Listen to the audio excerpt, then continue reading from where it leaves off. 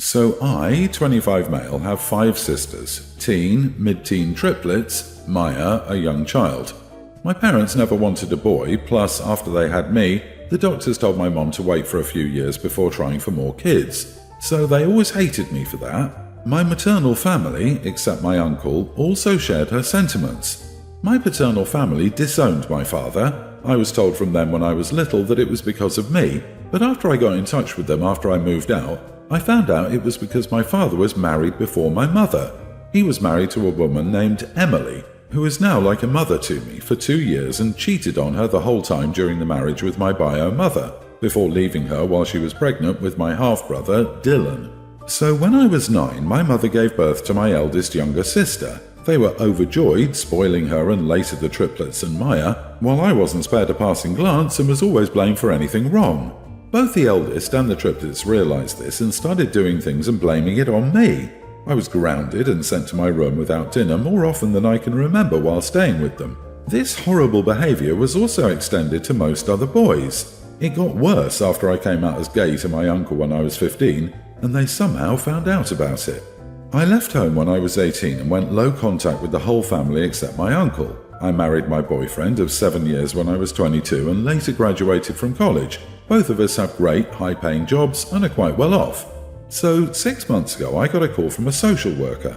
My mother was arrested for drugs and my father was being sued for fraud and for other reasons. The caseworkers told me that my maternal family was deemed unfit to take care of my siblings, and that my paternal family refused to take them in after meeting them, so they asked me if I would take them all in. I talked to my uncle and he told me that my first sister and the triplets are still the same, but Maya, who I never actually met, isn't like them. So I decided to take in Maya and told the caseworker. They dropped off Maya a few weeks later and she was an angel. After that, my parents called me demanding me to pay for a lawyer for them and how I was an idiot for not taking in my other 4 sisters. I refused. After that, my maternal family started calling me and complaining and yelling at me. My husband, uncle, Emily's family and paternal family tell me that it was my choice and fully support me, but I want an outside opinion. So, am I the idiot? Not the idiot. No matter how well off you're doing, dropping everything to take on 4 teenage girls you barely know anymore is a huge task. Foster care will not be easy or guaranteed safe for them, but they have a few years max and then they'll be on their own too. You don't owe your parents lawyers, and your maternal family sounds lovely. Heck, nice little combo of being unfit and still having the stones to blame you. I'm gonna say you are the idiot here. You have the financial means to take care of your siblings. Imagine what their life would be like without a decent framework around them. You know you've been through a nightmare, and you have an opportunity to avoid that for your siblings. They learned nasty behavior from unfit narcissistic parents who never taught them any better. Just don't be surprised when little Maya grows up to hate you because of this. Absolutely not. Yet another case of "that's still your family" narrative being the complete crock of BS it always was. They failed you. You owe your parents and siblings nothing. Having been a teenage girl myself once upon an ancient time, I very strongly suggest that you do not suddenly take on the responsibility of raising 4 teenage girls because, my goodness, I don't mean this as an insult, but you wouldn't be throwing yourself in the deep end, you'd be throwing yourself into the Pacific. Think about this. My paternal family refused to take them in after meeting them. What does that tell you about what kind of people your teenage sisters are? They're more than old enough to know how to behave, what behavior hurts people, and how to treat people respectfully. An entire side of your family's worth of adults has seen how they act and judged that they don't need that in their lives. Do you? Does your husband? Please don't invite it back into your life. You deserve so much better than that, especially from yourself. My 44 female son is turning 21 in a few months. Growing up, my husband was very busy with his business and I ran operations for him, so we hired a nanny to help with my son and his sister, now nearly adult, because we had work obligations or his business required us to travel halfway around the world. Our nanny worked with us until my daughter was 2, leaving after she had her baby. Her replacement, the ex-nanny in question, worked for us until my son was mid-teens when we decided that both kids were self-sufficient enough to stay home alone if we had to travel somewhere for a few days. Now both kids are almost grown, and I've been named CEO of my husband's company because he suffers from mobility issues and heart problems. His immune system is bad enough that now any type of minor cold turns into an issue where we have to worry about his heart and his lungs. We are dealing with the joy of our kids becoming kind and high-achieving adults, but also with grief because our kids now seem to have separate lives. My husband is also suffering from cognitive impairment problems, so I think we should savor any lucid moment we can have with our kids while we, especially he, still can. My son is approaching his milestone 21st birthday in a couple of months, and I've been planning to contract a party planner to organise a brunch party of sorts with family and close relatives. Then afterwards, we plan to pay for him and his friends to have a staycation at a local hotel. My son approached me today and said he didn't want a party. If I wanted to, we could go out to eat for dinner and buy a cake, but his ex-nanny, who's now 64, comes to town occasionally to visit her kids, and he invited her to come up when she wished him an early happy birthday. He told me he was paying for her train ticket and would take her out to lunch and gift her a bottle of wine or something. He also said he didn't want a staycation and could always see his friends and celebrate another day. To be honest, I was extremely hurt. I told him I wanted to plan a big 21st celebration for him, and he said he wanted to celebrate with us too. So now he's basically choosing somebody who isn't in his life over his parents. I called my son selfish and reminded him that we didn't know how long his dad had with us, or if he would be lucid for that time. My son got mad at me for pulling the "dad has a degenerative disease" card and stormed out, saying his mind was made up.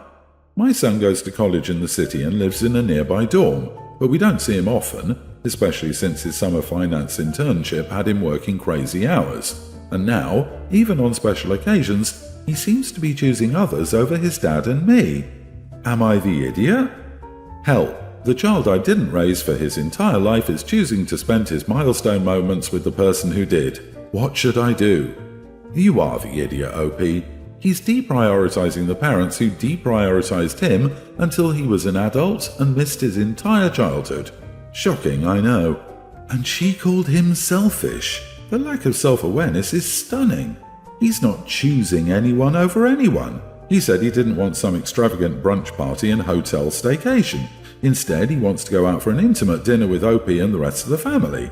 OP is jealous that he's also going out to lunch with his ex-nanny. That's what this is all about. You are the idiot, OP. You didn't raise him, she did. Yep, agreed. Now stop the pouting and appreciate that you had a good woman raise your children while you and your husband managed the company, so they had the love and comfort from someone that they loved as well. Take the credit for hiring her and know you did well for them by doing so. Honor her, accept the invitation, and celebrate the way he wants.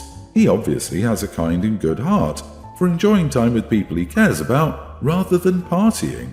I know it hurts to know you weren't the nurturer in their lives. Your hard work paid for their living and a good woman in their lives. Imagine how different they would be if she were abusive or not parental to them. You did the best you could. Accept her as part of the family and embrace it. Otherwise, you may lose your son's respect. So I have an infant baby girl, and my sister-in-law is a fourth-year medical student who's applying to residency right now. She doesn't comment much, but sometimes she points out things about my baby's development that hurt my feelings. Like she'll say, she's coming to the age where she can start crawling soon, or, oh, she's almost got it down. And it makes me feel guilty that my daughter isn't crawling or hitting milestones.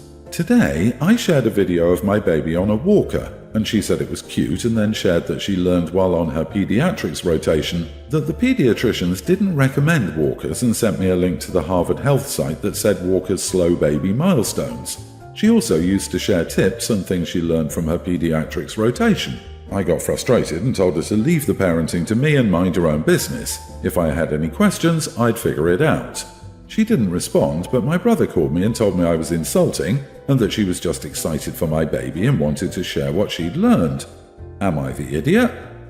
You are the idiot. She's almost got it down. Hurt your feelings? Learning that doctors suggest not to use walkers is a personal affront? She's doing nothing that insults your parenting skills or even suggests you do anything wrong. Instead, you're insecure because she's way more accomplished than you are, and are lashing out because she's also informed on parenting. Stop being jealous and appreciate that she's interested in her niece. Why are you more interested in feeling like a good parent than learning how to be one. She hasn't said anything overbearing or over the line, just normal things a family member would say. Also, passing along a few tips in an article seems normal. Don't burn your bridges. You're lucky to have a future doctor in the family who you can ask questions. Didn't you know OP is smarter than Harvard medical experts because she's a mom of one? Some people's pride is worth more than anything else, including their children's best interests. OP, hate to break it to you, but having a kid doesn't mean you know more about kids. She's a fourth-year medical student. Do you know what it takes to get that far? Guess what? She knows more than you. I, female 27, am married to my husband of 3 years, 29. For context, I'm white and my husband and his whole family are black. My husband has a younger sister, Megan, 25, who's getting married in a few months. My husband and I were invited out for lunch with my husband's family, and the wedding topic came up. First, Megan started talking about clothing, then turned to me. She said that I would stand out a lot in the wedding photos because I'll be the only white person there. Plus, I have very typical white features. I have naturally blonde hair and green eyes, and my skin is very pale. Megan said I needed to change my hair colour to dark brown or black with a wig or hair dye, and that I needed to wear brown contact lenses for the wedding. She said I would stand out too much in the photos if I didn't. My husband got annoyed and told Megan she was being silly. Megan said it was her wedding and that she could do what she wanted. The rest of my husband's family was in silence. Megan told me if I didn't change my appearance, she won't let me attend the wedding. My husband changed the subject. Later that evening, my husband's mother called me to apologize for Megan's behavior. She said that Megan is very insecure and that when she was in high school, she was anorexic and used to bleach her skin. She told me to just go along with what Megan wanted to keep the peace. I told her I was sorry to hear about those things, but I didn't want to change my appearance for the wedding. She said that was my choice, but Megan would be very upset on her wedding day because of it, then ended the call. I told my husband about the phone call, and he told me his family spoiled Megan too much and told me to ignore them. He said they were being irrational. Megan has been texting me links to online shops with dark wigs and contact lenses. She seems very dead set on this, and I really don't want to upset her. Would I be an idiot if I told Megan I'm not darkening my features for her wedding? Is this even real? You don't have to change your appearance for anyone. This request is going to make you look pretty weird later on when all the other guests meet you in life later and you don't have brown eyes or brown hair anymore. Not the idiot, and I'm so sorry your husband's family is not comfortable with you being you. Glad to hear your husband has learned to ignore their rude behavior. Maybe you should come down with a case of sick and sit this one out. If her wedding day is ruined because her sister-in-law doesn't attend, she's marrying the wrong guy and has bigger problems than your hair colour. Agree. Maybe not attending the wedding is the wisest choice in this case, because it looks like Megan will make a huge scene if you don't comply. This is absolutely ridiculous. No, you do not need to alter your appearance. I'm sorry she's so insecure. The solution is therapy, not making everyone bend to her will. I'm glad your husband is on your side. My father had my younger sister Kate when I was 19 years old, my brothers, 23 nearly adult, and a tween at the time. I love her from the bottom of my heart. At the time, she was one of the reasons I kept going in my darkest moment. I was very present in her first and second year of life. My stepmother wanted to push that my father's family was now hers, my father, Kate, and her eldest daughter. She had a huge argument with my older brother that even involved the police. She falsely accused him and later she was criminally prosecuted for fraud. Because of that fight, I took my brother's side. She cut off all contact I had with Kate, and after 4 years, I never saw her again. My dad sucks, by the way, for staying with her after she'd done that. And it wasn't for lack of trying, but I gave up when my dad told me to stop and I didn't have the money to hire a lawyer at the time. When I did have the money, she already expressed that she didn't want to see me. Dad's words, so I didn't do anything else. Recently, at my aunt's funeral, I was reunited with my father and his family. Kate is already a tween. This event brought me closer to my father. The sister who raised him, she was my godmother, and I started to go to his house more, but sometimes I felt that Kate wanted to talk. Tuesday, she finally came to talk to me, asking why her older brothers and I never made a point of being present in her life, and I was heartbroken. The 3 eldest always took care of her, and there are hundreds of photos of us with her. So I arranged to show pictures of me with her as a baby the next day, my attempts to be present, conversations with my father and mother, etc. I told the truth. She didn't have 4 brothers present because her father and mother decided that they only had her and the eldest as a family, not letting us have more contact. Well, Kate freaked out at her parents, saying they were terrible and that she felt lonely all her life because of them. She never got along with her other sister. My dad yelled at me, saying that I brought up an issue between us as a kid and that I shouldn't have done that, just accepted victory for getting back in touch. They're angry with me and cut contact, but I'm already looking for legal ways. But I feel bad for bringing up a sensitive subject with her. Am I the idiot? You are the idiot. You basically handed a tween a decade of history that alienated her from her parents and left her without a support system to cope with it. Kate deserves the truth, but you didn't consider her emotional age and the impact it would have on her daily. Instead, you shared with her in a way that created the largest emotional response possible. Is it possible you wanted more validation for your own mistreatment than you wanted to offer Kate the truth? Not the idiot. This might be a controversial opinion, but I don't think it's ever wrong to tell kids the truth if their parents are lying to them about important facts. I'm not talking about Santa or the Easter Bunny here. Yeah, it's not your kid, though the family in this case. Every human being has a right to know the truth about life, whether it be specific to their life or life in general. Does your father think it's better for a child to hear, "Oh, Kate, my brothers and I never really cared about you"? Apart from being a total lie, it's not even a kinder story.